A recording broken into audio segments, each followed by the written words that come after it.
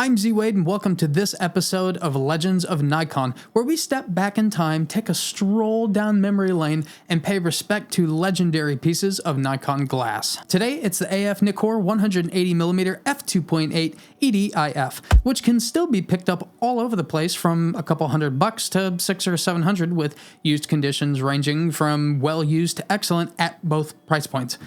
That kind of makes me think that still to this day, people don't know what they have because this lens is rad. But before you use the link in the description to pick one of these up, let's dive into the details and become fully informed. Nikon 180mm f2.8 lenses are nothing new, going all the way back to the 70s with an AI manual focus version. An AIS version came in the 80s and a piece of crap plasticky one came in the mid 80s.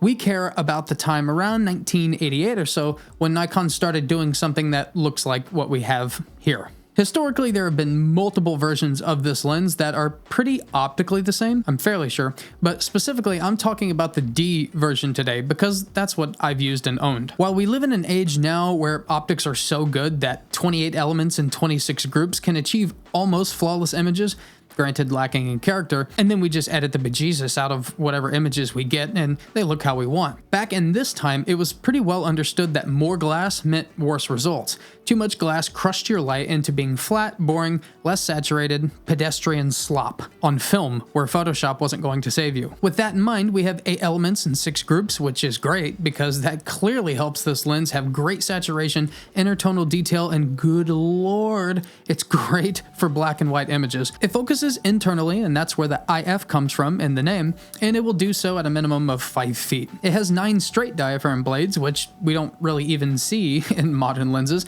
and that's because rounded aperture blades are just better. I'm just kind of throwing that in there. This particular version of the lens is metal construction and weighs 27 ounces and some change, or 750-ish grams. So what would one use this lens for? Well, whatever the heck you want, I guess, but the lens is one of the best portrait lenses I've ever seen from this era, and adapted, it still stands on its own today. Here's a few of my images adapted to the Nikon Z6 II.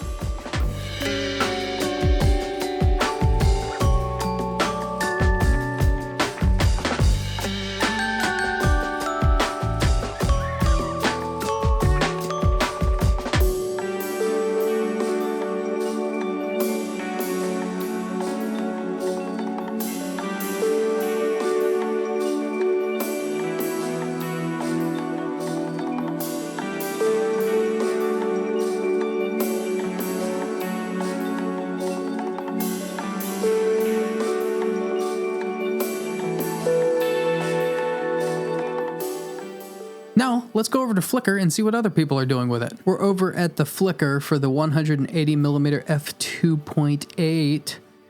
Look at the black and white, it looks so good. So detailed too, sharp. Would you just look at it? Would you just look at it? It's exceedingly sharp.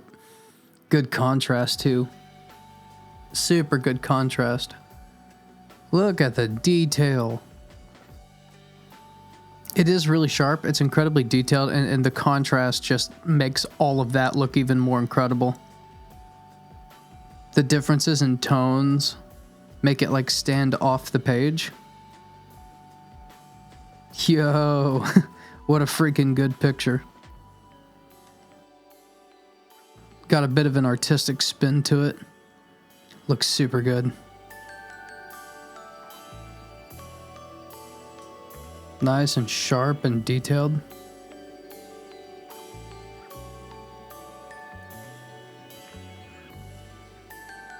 Oh, there's a good one to finish on. Looks absolutely rad. Guys, I encourage you to go to Flickr and check out this lens because it's just so good, and there's a huge variety that these photographers have shot with this lens. This lens does a lot more than portraits. Go show these photographers some love. You can still find these lenses today.